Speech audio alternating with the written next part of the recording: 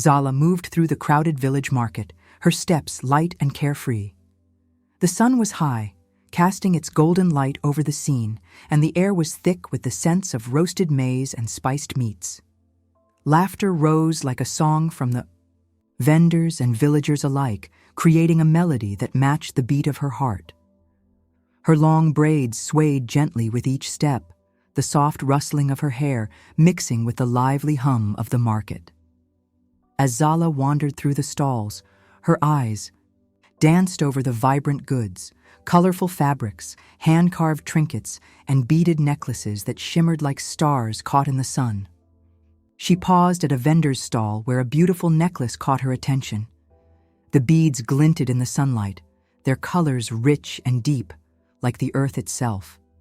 Zala reached out to touch them, drawn to their beauty, but just as her fingers brushed the smooth surface, a cold, icy sensation shot through her body.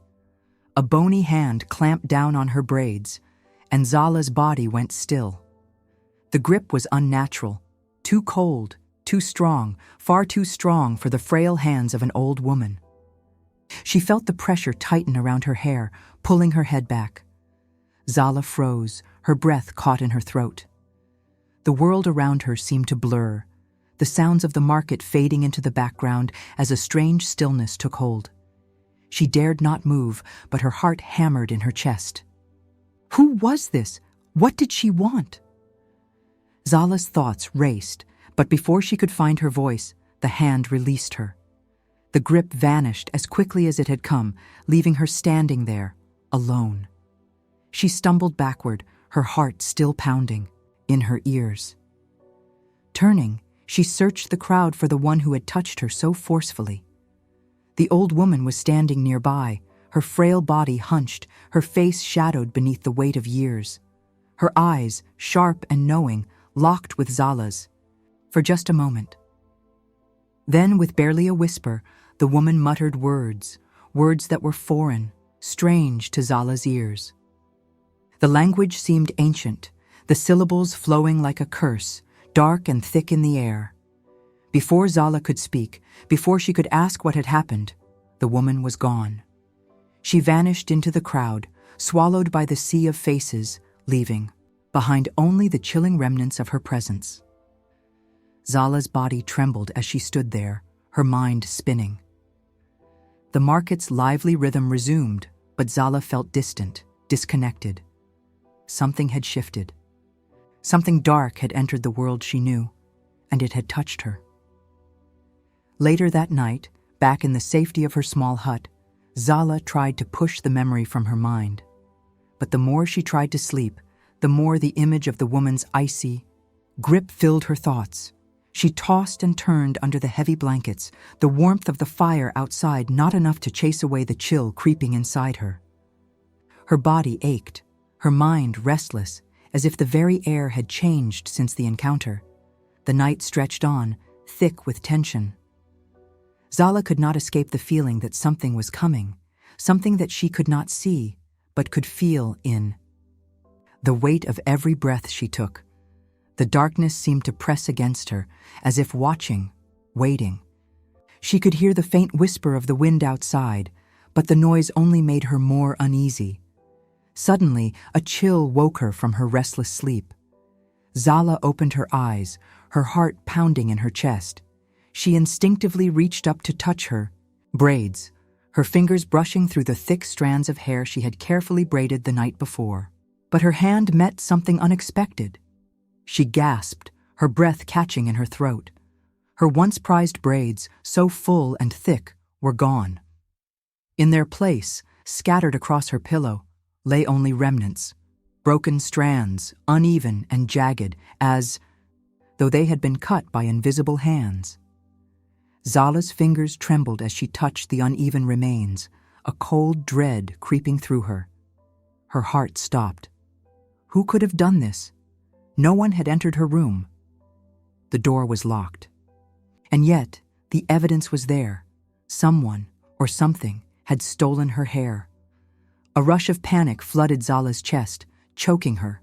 Her mind whirled, trying to find answers, trying to make sense of the impossible. But nothing made sense. No one had come into the hut. The door had been secured. And yet her hair, her beautiful, treasured braids, were gone. Fear gnawed at her as she sat there in the dim light of the hut, the pieces of her hair scattered around her like forgotten memories. The room felt colder, the darkness pressing in on her. She could not stay here. She needed answers. At first light, Zala rushed to her grandmother, Mama Bintu. Mama Bintu was a woman of great wisdom, a keeper of old stories and secrets, known throughout the village for her deep understanding of things beyond the sight of ordinary people. Zala found her seated in the small hut, her hands resting on her walking stick, her face full of quiet knowing. Without a word, Zala stumbled into the hut, breathless from the urgency of the night's events. Mama Bintu's sharp eyes watched her, seeing the fear and confusion that clung to her like a shadow. The old woman motioned for Zala to sit, her expression unreadable. Zala sat on the mat, her hands trembling in her lap. She wanted to speak, to tell Mama Bintu everything, but the words caught in her throat. Finally, Mama Bintu broke the silence, her voice low and grave. "You should have never let a stranger touch your hair," she whispered, her eyes darkening as she gripped her walking stick tighter. "This is no ordinary theft, child. This is a calling." Zala's breath caught in her throat. A calling? What did her grandmother mean? What was this mysterious force that had taken her hair? Mama Bintu's eyes narrowed, her face full of ancient wisdom. "There are things in this world, child, things beyond your understanding. You have awakened something that will not rest until its work is done." The weight of her words settled over Zala like a heavy stone. She had known Mama Bintu to speak of such things before, of spirits, of curses, of ancient forces, but she had never truly believed them. Now, standing before her grandmother, with the evidence of the strange and unsettling event still fresh in her mind, Zala could no longer deny it. Something had been called, and now it was coming for her. In the village of Zala, hair was not simply a part of the body, it was sacred. The elders would gather the young ones around the fire at dusk, their faces illuminated by the flickering flames, and speak of the importance of hair. "It is the essence of who you are," they would say. "Your spirit, your strength, and your fate are bound within it." To lose one's hair was to lose a piece of oneself. Without it, they warned, you are like a tree with no roots, adrift and unmoored. Hair was power, heritage, and identity all rolled into one, and Zala had been blessed with hair so thick and beautiful that it became the pride of the village. Zala's hair was a crown, long, dark, and flowing, wrapped in thick braids, that shimmered like the night sky.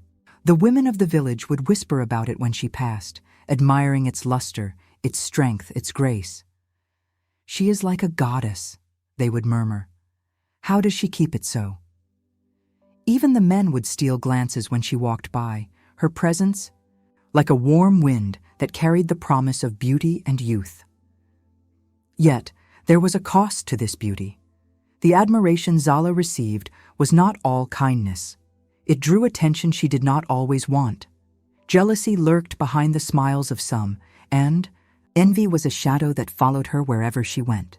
Beauty, they say, is a double-edged blade, one side dazzling, the other sharp and capable of cutting deep. One day, as Zala sat with her grandmother, Mama Bintu, the old woman's voice grew serious. Her eyes, so full of wisdom, narrowed as she spoke. "Zala, my child, listen to me well," she said, her voice low and heavy with the weight of years. "Never let a stranger touch your hair." Mama Bintu's hands, wrinkled and calloused from a life of hard work, gripped Zala's hands with a strength that belied her age. "It carries more than beauty, child. It carries your spirit. Once taken, it may never return. Do not forget this. Warning, for there are those who seek to steal not just the hair, but the soul behind it. Zala nodded, but in her heart she felt a flicker of doubt. She had always known that Mama Bintu spoke with the voice of experience, that her warnings were steeped in truths that came from the depths of the past. But the story Mama Bintu spoke of, the one about hair and its power, seemed like a tale meant to frighten children. "Grandmother," Zala said with a smile, "those are just stories, aren't they? Folklore to keep us in line." Mama Bintu's gaze held hers, steady and unyielding. "Stories, yes, but stories that have lived through the generations. There are forces in this world, Zala, forces that we do not always see, and there are those who wish to harness that power for themselves." Her voice dropped to a whisper. "You must be careful, my child." The village, as it often did, carried with it its share of legends. Among the oldest was the tale of Nyoka, the sorceress who lived in the shadows of the forest, feared by all. It was said that Nyoka was no ordinary woman. She had the power to call upon dark spirits, bending them to her will. She did not seek beauty or wealth, she sought power. And to gain that power, she would steal the hair of the innocent. She would use it to weave curses, to control souls, to bind people to her will. Those who crossed her never returned to the village. Their spirits, it was said, were lost forever, caught in the web Nyoka spun from their stolen hair. Zala, like many others, had heard this story. She had heard the whispers of the old people around the fire, and she had dismissed them as mere tales meant to frighten children. But Mama Bintu's words stayed with her, settling in her mind like stones in the bottom of a river. They were heavy and they sank deep. Zala laughed softly to herself, brushing away the memory of her grandmother's warning. She was not a child anymore, and she did not believe in old ghosts or shadowy sorceresses. Yet something about Mama Bintu's eyes, a quiet fear, something she had never seen before, lingered in Zala's thoughts. Grandmother is just being careful, Zala thought. There's nothing to fear. Not yet. That night, as Zala lay in her hut, she felt a strange shift in the air. The fire crackled softly in the hearth, but there was something else, something unsettling. A cold wind began to blow through the cracks in the walls, making the flames flicker unnaturally. The trees outside the hut whispered in a language she could not understand, as if speaking to something that only the earth could hear. Zala pulled her blanket tighter around her, but the chill remained, seeping into her bones. It was as though the very night itself had taken on a new, ominous feeling. When she awoke the next morning, the sun was hidden behind a thick veil of clouds. The village seemed quieter than usual. The air felt heavier, thick with a tension she could not explain. As Zala walked through the village, the villagers looked at her in a way that made her skin prickle. Their gazes were different today, more intense, more lingering. Even the birds, normally so loud and carefree, were silent. It was as though the world itself had shifted, and Zala was no longer part of it, or at least not in the way she had been before. As she walked past the market, she felt eyes on her from every corner. She heard whispers, soft and low, like the rustling of leaves. But when she turned to look, there was no one there. The world had changed, and though Zala could not yet understand why, she knew in her heart that something was wrong. Something had shifted in the village, and she, Zala, the one with the beautiful braids, was at the center of it. Mama Bintu's warning echoed in her mind. It carries more than beauty. It carries your spirit. Had she unwittingly invited trouble? Had she become the prey in a game she did not understand? Zala awoke with a heavy heart and a body that felt like it was dragging through thick mud. The usual energy that coursed through her veins, the strength that came from her radiant spirit, was nowhere to be found. Her limbs were weak, her skin pale, almost as though the sun itself had forgotten to shine on her. Each breath felt shallow, and each step was like wading through deep water, fighting against an invisible force that weighed her down. She tried to shake off the feeling, to move with the same grace she had before, but it was no use. Her body refused to obey. She stumbled, her legs trembling beneath her, and could only clutch the doorframe for support. Something was terribly wrong, and Zala knew it. As she made her way through the village, the wind began to stir, cool and sudden, as though it carried a message. She heard it, a faint whisper, just at the edge of her hearing. "Zala," the voice murmured, as if the wind itself was speaking her name. She turned quickly, but there was no one there. The villagers moved about, unaware, lost in their own routines. Yet the whisper remained, always just behind her, calling her name again and again. "Zala." She shook her head, brushing off the unease that crept through her like a shadow. It was just the wind, she thought. But the feeling lingered. Later, as she reached the riverbank, she knelt to drink. Her reflection caught her eye, but when she looked into the water, something was wrong. It wavered, rippled unnaturally, shifting between light and shadow. For a moment, she thought she saw something darker in the water, something that shouldn't have been there, like a presence waiting just beneath the surface. Zala pulled back quickly, her heart pounding. She couldn't make sense of it, but she knew the village was no longer the place she remembered. A strange energy was building, an energy that didn't feel like the warmth of the sun or the freshness of the morning breeze. No, this was different.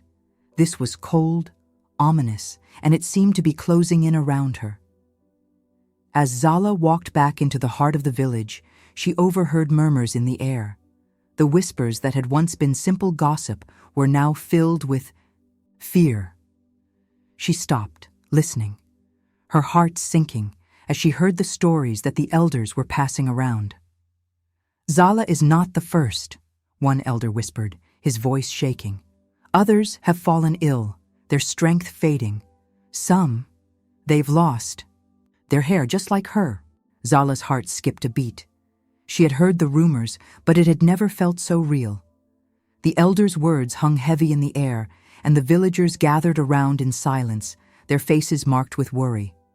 "What is happening to our people?" another voice asked. "The sorceress." "Nyoka," an elder replied, her voice barely a whisper. "She has returned. She is stealing their hair, stealing their strength." Zala's blood ran cold. She had heard the stories, the warnings passed down by her grandmother, but she had dismissed them. Nyoka, the shadowed sorceress, was nothing more than a myth, wasn't she? But now, with the sickness in her own body and the whispers growing louder, she could no longer ignore the truth.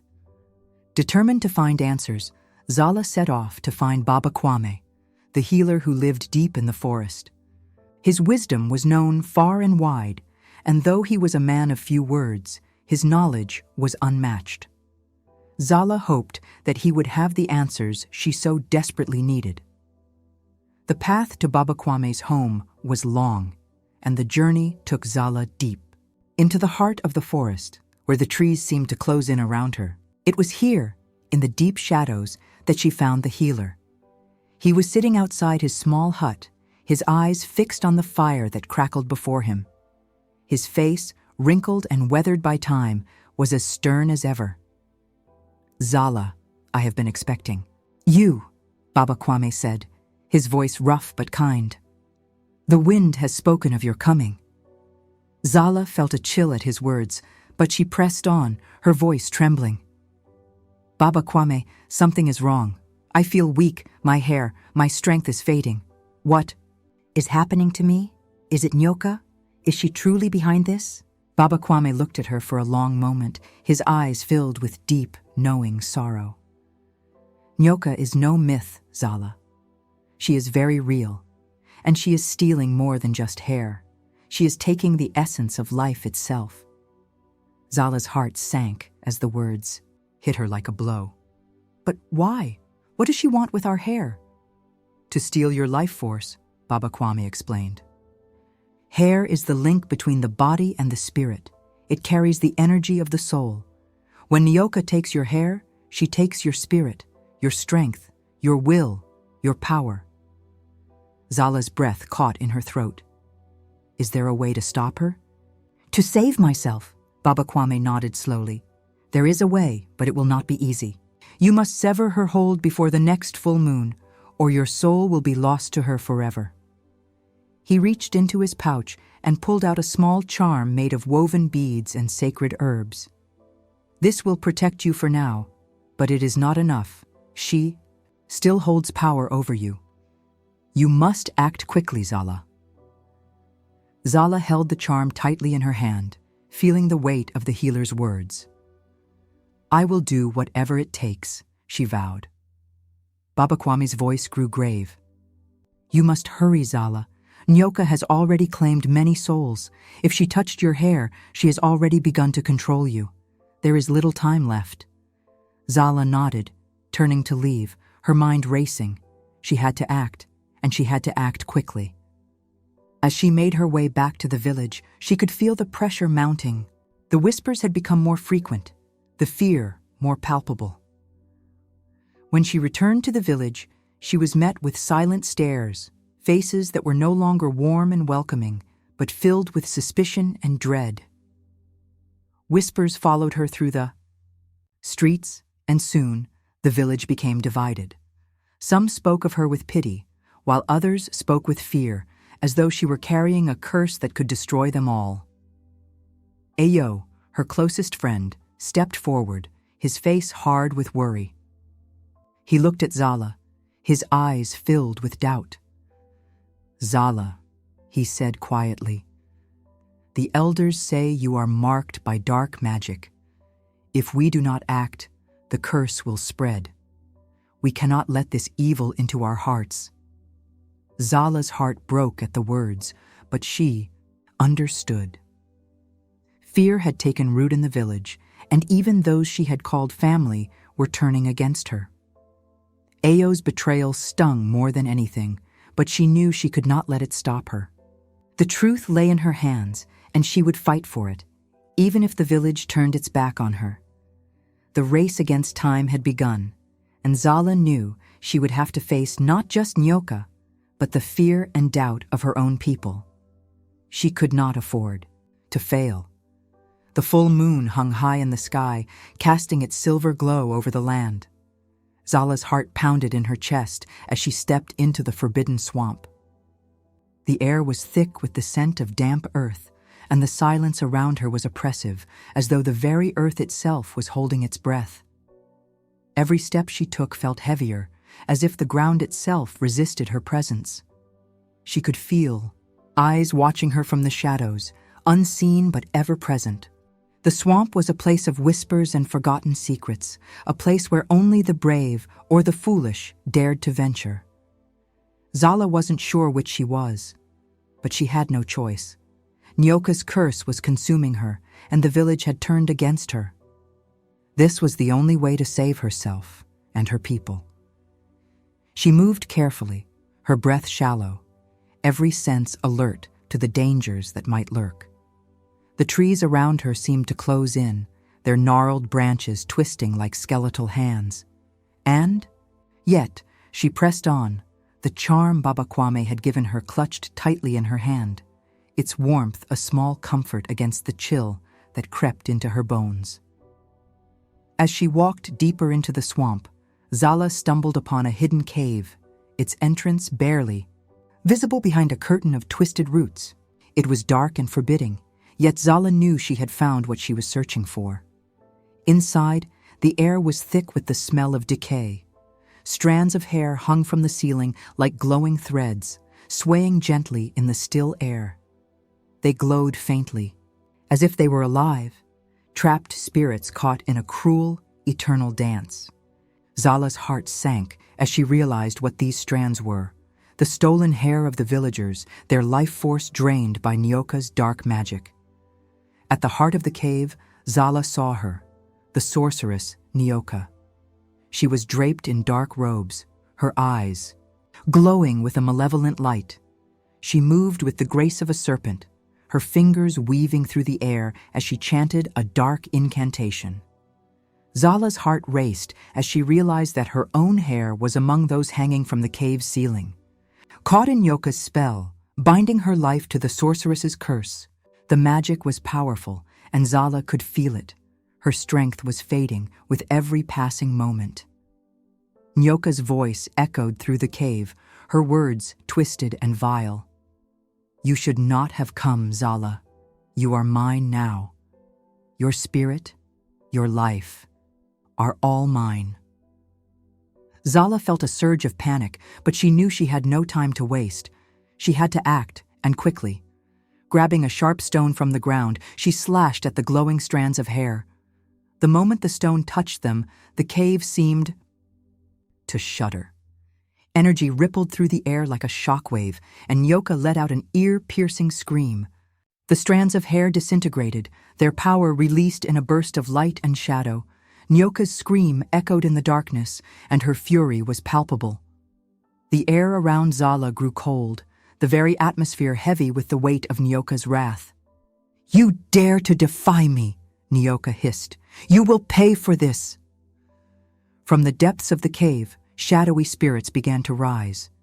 They were the souls Nyoka had trapped, twisted by her magic into dark, vengeful creatures. Their hollow eyes glowed with malice, and their ghostly whispers filled the cave, urging Zala to run. But Zala stood her ground, her heart pounding, her mind racing. She had no choice but to fight. Clutching the charm Baba Kwame had given her, Zala felt its warmth spread through her, pushing back against Nyoka's cold magic. She dodged a shadowy spirit that rushed at her, its claws reaching for her throat. She spun to the side, narrowly avoiding its grasp. With every step, she felt the spirits closing in, their whispers growing louder, their icy fingers brushing against her skin. Zala's breath came in quick, shallow gasps, but she fought back, refusing to give in. She weaved and spun, using every ounce of strength she had left to evade the spirits. The charm in her hand pulsed with warmth, its magic battling the darkness around her. She knew she couldn't hold on forever, but she wouldn't go down without a fight. As the spirits closed in on her, Zala saw her chance. She grabbed a strand of her own hair, still glowing from the spell, and wrapped it around Nyoka's magic mirror. The mirror, a dark, enchanted artifact, was the source of Nyoka's power. Zala knew that if she could trap the sorceress in the mirror, she could break her hold over the village and herself. With a cry of defiance, Zala hurled her hair into the mirror.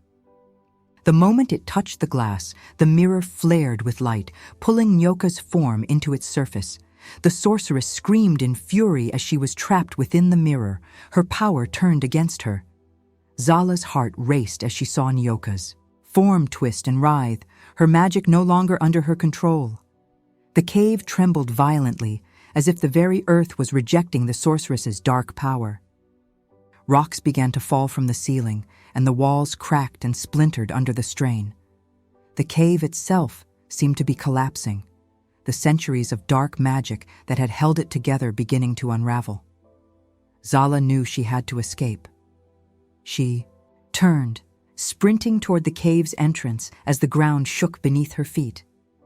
The air was thick with dust and debris, and she could hear the roar of the cave as it crumbled behind her. She leapt through the entrance just as the cave collapsed in a deafening crash. The earth shook, sending ripples through the swamp as the darkness of the cave was swallowed by the night. Zala staggered to her feet, her breath ragged, her body trembling from the strain. But as she stood there, under the light of the full moon, she felt a change. Her hair, once drained of life, now glowed with renewed strength. The curse was broken. Nyoka's magic had been shattered, and the village, her people, were free. Zala raised her head to the sky, her heart filled with both relief and sorrow. She had defeated the sorceress, but at a great cost. She had lost so much, her strength, her spirit, and her trust in those she had once called family. But in the end, she had emerged victorious, her soul free from the darkness that had threatened to consume it. And in that moment, as the moonlight bathed her in its soft glow, Zala knew that she had become more than just a girl from the village. She had become a warrior, a protector, a force of light in a world filled with shadows. And nothing, not even the darkest magic, could take that away from her. The first light of dawn broke over the horizon, casting a soft golden glow across the village. Zala awoke, feeling the warmth of the sun on her skin, as though it were the embrace of the earth itself. Her body, once drained and frail, now felt full of strength. Her muscles ached, but it was a good ache, the kind that comes from growth. And her hair, oh, her hair, was no longer the thin, lifeless strands it had once been. It had thickened, glowing with vitality, as if it too had been reborn in the light of the new day. Zala stood, her fingers running through the thick, shining strands, her heart swelling with pride. She had done it. She had broken the curse, and in doing so, she had found something far more powerful than the magic that had sought to consume her: herself. She was no longer the frightened girl who had wandered into the swamp. She was Zala, a woman of strength, of purpose, and of power. Her journey had not only freed her from Nyoka's dark grasp, but had also revealed the force that had always been inside her. As the sun climbed higher, the village slowly stirred to life. The air was filled with the sound of birds singing and the gentle murmur of villagers waking. But there was a new energy in the air now, a sense of reverence. For Zala, it was as if the very earth beneath her feet whispered her name. The villagers, once fearful and suspicious of Zala, now looked at her with different eyes. When they saw her walking toward the center of the village, their whispers turned from fear to awe. Mothers pulled their children close, but there was no longer the look of fear in their eyes. Instead, there was respect, admiration, and curiosity. Olda. Men and women, who had once muttered warnings when Zala passed by, now nodded to her with a silent understanding. They had seen what she had done. They had heard the tale of her bravery, her defiance, and her victory over the dark sorceress. No longer was she a threat to be avoided. She was a heroine to be celebrated. Among the villagers, Mama Bintu, the wise elder who had always been a voice of caution and guidance, stepped forward. Her arms opened wide, and Zala stepped into her embrace.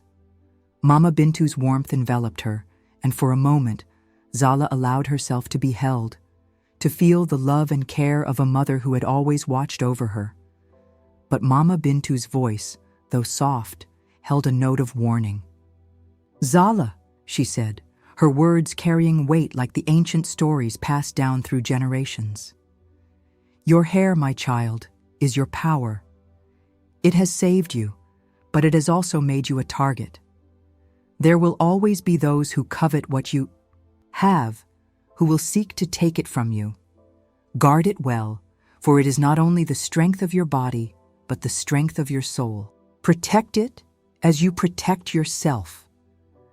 Zala nodded, her heart heavy with the truth in Mama Bintu's words. She had learned, through her trials, that power was not something to be taken lightly. It could be used for good, but it could also be twisted and misused. "I will guard it," Zala promised, her voice firm, "and I will never forget the lesson it has taught me." Not far from where Zala stood, Ayo, her childhood friend, approached. His face was downcast, his eyes filled with guilt. He had doubted her, had believed the rumors and the whispers of the village. He had been the one to turn away from her, to cast her aside when she needed him most. But now, seeing the woman she had become, he realized how wrong he had been. He fell to his knees before her, his voice trembling with emotion. "Zala, please forgive me," he said, his words thick with regret. "I turned my back on you when you needed me. I listened to the lies, and I betrayed you. But I swear with all my heart, I will never doubt you again. I will stand by you, always." Zala, feeling the weight of his apology, extended her hand to him. "Ayo, my friend, I know your heart. You acted out of fear, as we all did. But fear has no place in our hearts anymore. I forgive you. Let us walk together, as we always should, have." Ayo took her hand, his tears falling freely. Their bond, once broken, was now healing. As the sun climbed higher in the sky, the village chief gathered the people. His voice carried across the village, deep and strong. "Hear me, all of you," he called. "We have witnessed the strength of one of our own, a woman who defied the darkness and broke the chains that bound her.